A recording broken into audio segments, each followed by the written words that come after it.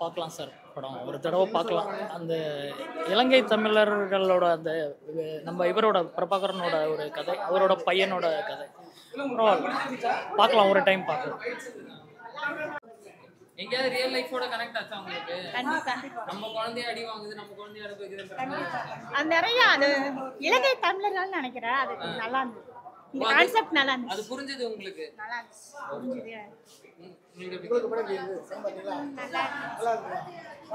படம் சூப்பரா இருந்தது, பயங்கரமா இருந்தது. அந்த குழந்தை சீன் தான் ரொம்ப பிடிச்சது எனக்கு. கிளைமேட் நல்லா இருந்தது. குழந்தைய காப்பாத்திருந்தா நல்லா இருந்தது. அந்த குழந்தை ரொம்ப ஃபீல் பண்ணோம், சென்டிமெண்டா இருந்துச்சு படம்.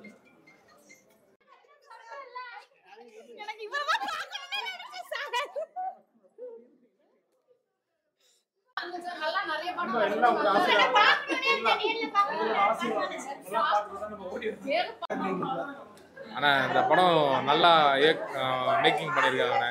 கதைப்படி நல்ல கதை, ஒரு இலங்கையை வச்சு தான் சப்ஜெக்ட் எடுத்திருக்காங்க.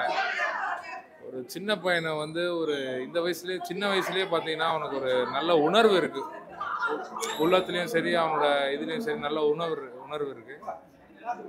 மற்றபடி சூப்பராக இருக்குண்ணே படம், ஃபேமிலியோட வந்து பார்க்கலாம் படம். ஆனால் சீரியஸ் தான், அது எப்படி நான் காமெடி கொண்டு வந்து சீரியஸாக நல்லாவே பண்ணியிருக்காரு, டேரக்டர் நல்லாவே பண்ணியிருக்காரு, நல்லா இருக்குண்ணே. சாங்லாம் வந்து ஒரு மனசை டச் பண்ணுற மாதிரி இருக்கு.